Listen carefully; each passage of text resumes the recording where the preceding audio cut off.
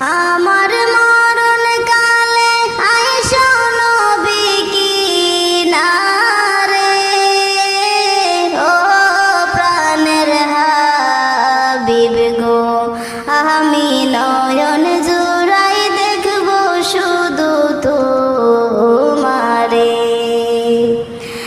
আমার মরণ কালে আইসো নবী কিনারে, ও প্রাণের হাবিব গো, আমি নয়ন জুড়াই দেখব শুধু তোমারে। আমায় যখন রাখা হবে অন্ধকার কবর